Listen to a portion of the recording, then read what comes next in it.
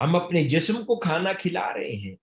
ہم ڈگریز حاصل کرتے ہیں، جابز کرتے ہیں، تجربے سے اپنی انٹلیکچوئل لائف کو بھی اہمیت دے کر اسے بھی پروان چڑھا رہے ہیں، لیکن جس کو ہم نے کمزور نحیف کر چھوڑا ہے وہ ہماری روح ہے، اسے خوراک نہیں دیتے، جو اس کی ڈیمانڈ ہے وہ پوری نہیں کرتے، باقی دو لائفز کی ہم کر رہے ہیں پوری۔ اس کو ہم نے ایک قید خانے میں بند کیا ہوا ہے، جہاں پر نہ اس کو اس کے مطلب کی روشنی ملتی ہے، نہ اس کو اس کے مطلب کی خوراک ملتی ہے، نہ اس کو اس کے مطلب کی کوئی اور شے ملتی ہے، ہم نے بند کر دیا اسے۔ تو ناظرین محترم، اللہ پاک نے دین اسلام میں جو تربیت کا نظام انٹروڈیوس کیا، اس تربیت کے نظام کی بنیاد اس روح کو بھی تناور کرنے پہ رکھی ہے۔ تو اسلام ہمیں جو پھر گائیڈنس مہیا کرتا ہے بطور ریلیجن، بطور فلسفی، بطور آئیڈیالوجی، وہ ہماری روح کو خوراک دیتی ہے، ہمیں جو اچھی باتیں بتاتا ہے ان اچھی باتوں سے ہماری روح بھی طاقتور ہوتی ہے، جن برے کاموں سے رکنے کے لیے کہتا ہے ان برے کاموں سے ہماری روح جب بچتی ہے تو تناور اور مضبوط ہوتی ہے، نتیجتاً آپ کا جسم بھی بہتر ہوتا گیا، پھر آپ کی انٹلیکچوئل لائف آپ کے علم، مطالعہ اور ایکسپیرینس سے بہتر ہوتی گئی، اور ساتھ آپ نے اپنی روح، اچھی عادات، بری خصلتیں، اچھی خوبصورت چیزیں اپنی شخصیت میں ایڈ کرتے چلے گئے تو روح بھی خوبصورت ہو گئی۔ تو تینوں ایسپیکٹس پہ کام کر لیا تو انسان کامل بن گیا۔ جس طرح انسان بیمار ہو جائے یا انسانی جسم کو تندرستی درکار ہو، بہتری درکار ہو، تو ہم کیمپس لگاتے ہیں نا مختلف، کبھی کبھی آپ لوگ سپورٹس کیمپس میں جاتے ہیں، کبھی کبھی آپ لوگ کوئی فیسٹیولز ہیں، پورے ایک ایک مہینے کی کوئی ٹریننگ کیمپس ہوتے ہیں، یہ جو کرکٹ ٹیم ہے یا دیگر ٹیمز گیمز کے لیے یا بڑے انٹرنیشنل میچز سے پہلے ان کے کیمپس لگتے ہیں، وہاں پہ روز کھیلتے ہیں یہ لوگ، پریکٹس کرتے ہیں، ایکسرسائز کرتے ہیں، اور دیگر اور بھی ہر چیز کے لیے آپ ایگزامز جب ہوتے ہیں تو ایگزام سے پہلے آپ بالکل ایکسکلوزیو قسم کے سیشنز کرتے ہیں، کئی بار ریویو کرتے ہیں اپنے پورے کریکولم کو۔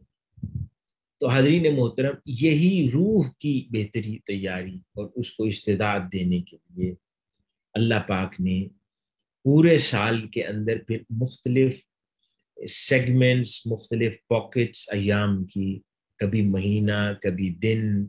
کبھی ایک رات، مختلف پاکٹس پورے سال میں اللہ پاک نے وہ اسپریچول کیمپس کی صورت میں رکھی ہے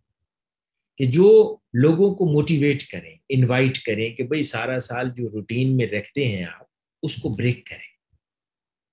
اور اب تھوڑا روح کی طرف توجہ دیں، روح کو بہتر کرنے کی طرف توجہ دیں، بریک کریں اپنی غیر ضروری روٹینز کو اور تھوڑا سا اس طرف آ جائیں۔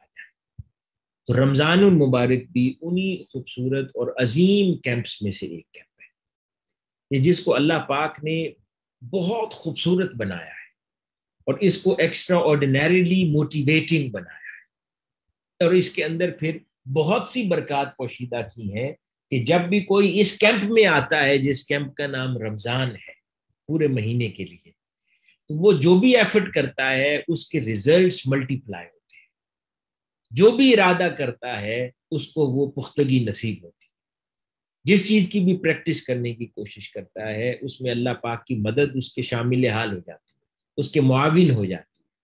تو یہ رمضان وہ اسپریچول کیمپ ہے جس کی خصوصیات ہے کہ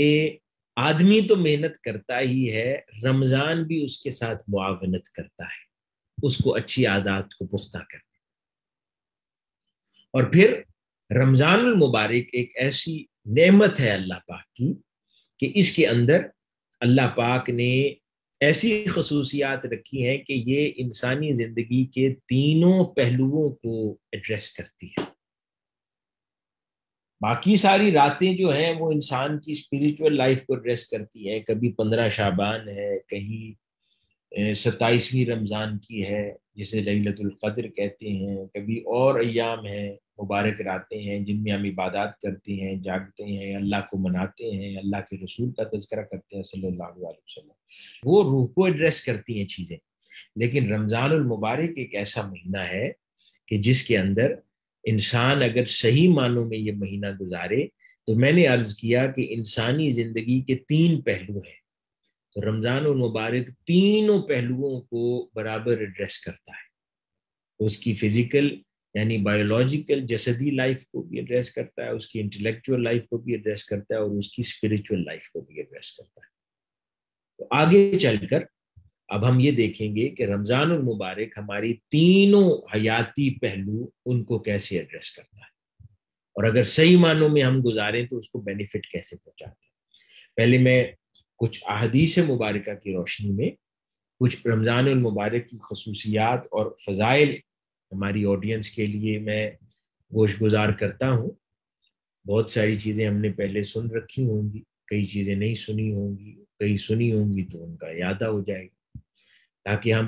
اس کی فضیلت اور اہمیت کو سمجھیں۔ اس کے بعد پھر ہم ڈسکس کریں گے کہ یہ ہمارے تینوں پہلوؤں کو کیسے ایڈریس کرتا ہے۔ ناظرین محترم،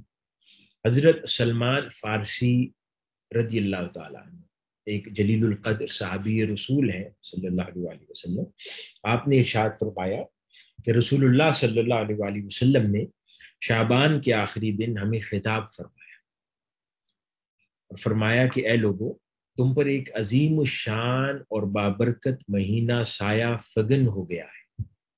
یعنی کہ جس دن شعبان ختم ہو رہا تھا اور اگلے دن رمضان کا آغاز ہو رہا تھا، آقا علیہ الصلوۃ والسلام نے صحابہ کرام سے خطاب فرمایا اور ارشاد فرمایا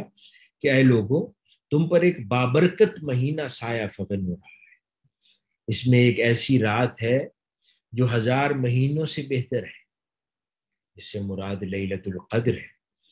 پھر فرمایا کہ اللہ تعالیٰ نے اس مہینے کے روزوں کو تم پر فرض قرار دیا ہے، اور ان کے راتوں کے قیام یعنی تراویح کو اللہ پاک نے نفل قرار دیا ہے، جو کہ فقہا کے نزدیک سنت موقدہ ہے، آقا علیہ الصلوۃ والسلام کی عطا کردہ سنت ہے جسے ہم ترک نہیں کر سکتے، اور ہم نے تراویح پڑھنی ہوتی ہے۔ اس پر بھی عموماً مغالطہ پایا جاتا ہے ساتھیوں کے ہاں کہ یہ نفل ہے، پڑھ لیں یا نہ پڑھ لیں۔ نہیں، یہ ایسی سنت ہے کہ جسے آقا علیہ الصلوۃ والسلام نے کبھی ترک نہیں فرمایا، یعنی تراویح چھوڑنے سے گناہ ہوتا ہے، اور 8 تراویح کا کوئی تصور نہیں ہے اسلام میں۔ 20 رکعت تراویح ہے، ہاں جماعت سے پڑھنی چاہیے، اور اگر کبھی ناممکن ہو سکے آپ بے شک اکیلے گھر میں پڑھ لیں، لیکن تراویح کو چھوڑنا انسان کو گناہ گار کرتا ہے۔ تو فرمایا کہ اس کی راتوں کے قیام یعنی تراویح کو نفل کیا۔ پھر جو شخص اس میں قرب الہی کی نیت سے کوئی بھی نیکی کرتا ہے، یا آقا علیہ الصلوۃ والسلام ارشاد فرما رہے ہیں، کوئی بھی نیکی کرتا ہے، اسے دیگر مہینوں میں ایک فرض ادا کرنے کے برابر سمجھا جائے گا۔ یعنی کہ اس مہینے میں اگر کوئی انسان چھوٹا سے چھوٹا عمل جو کہ اس پر فرض نہیں تھا، نفل تھا، وہ کرتا ہے تو اس کو اللہ رب العزت اجر نماز کے برابر دے دے گا، اجر اسے روزہ رکھنے کے برابر دے گا، اجر اس کو فرائض کے برابر دے گا، یعنی درجے میں اتنا ہر عمل کو اٹھا کے اس مہینے میں کر دیتا ہے۔ پھر فرمایا کہ یہ صبر کا مہینہ ہے، اور صبر کا ثواب جنت کے سوا کچھ نہیں ہے، صابر کا ثواب۔ پھر فرمایا یہ غم گساری کا مہینہ ہے، لوگوں کے حال احوال پوچھنا، لوگوں کی عیادت کرنا، لوگوں کی تکلیفیں دور کرنا، لوگوں کے غم دور کرنا۔ تو فرمایا یہ غم گساری کا خواری کا مہینہ ہے۔ پھر فرمایا یہ اس مہینے میں مومن کا رزق بڑھا دیا جاتا ہے، یعنی اس کے رزق میں برکت عطا کر دی جاتی ہے۔ پھر فرمایا کہ جو شخص کسی روزے دار کی افطاری کرتا ہے، اس کے گناہ معاف کر دیے جاتے ہیں، اور اسے دوزخ سے آزاد کر دیا جاتا ہے، نیز اس روزے دار کے برابر ثواب ملتا ہے، جبکہ اس کے ثواب میں سے کوئی کمی واقع نہیں ہوتی۔ یعنی کہ کوئی کسی کو افطار کرواتا ہے تو اس افطار کروانے والے کو بھی روزہ رکھنے کے برابر ثواب ملتا ہے۔ اس کا یہ مطلب نہیں ہے کہ وہ اپنے روزے چھوڑ دے گا، نہیں، اپنا روزہ تو وہ رکھے گا، لیکن افطار کروانے والے کو دوہرا ثواب یعنی 2 روزوں کے برابر ثواب مل رہا ہے، کہ کسی کو افطار کروایا تو بھی 1 روزے کا ثواب مل گیا، اور خود اپنا روزہ رکھا اس پر فرض ہے۔ پھر عرض کیا صحابہ کرام نے کہ یا رسول اللہ صلی اللہ علیہ وسلم، ہم میں سے ہر ایک روزہ افطار کروانے کی استطاعت نہیں رکھتا، یعنی صحابہ کرام نے عرض کیا کہ یا رسول اللہ ہمارے حالات اچھے نہیں ہیں، ہم میں سے ہر کوئی تو افطاری نہیں کر سکتا دوسروں کی۔ آقا علیہ الصلوۃ والسلام، یہ بہت پیاری بات ہے، ہم اکثر لوگ اتنی زیادہ آرٹیفیشیلٹی میں پڑ جاتے ہیں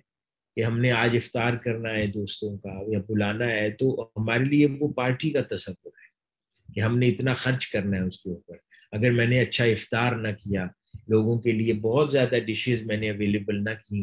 ٹیبل پر، تو وہ بات کریں گے اس کے اور خلاف بات ہوگی یا مذاق اڑے گا۔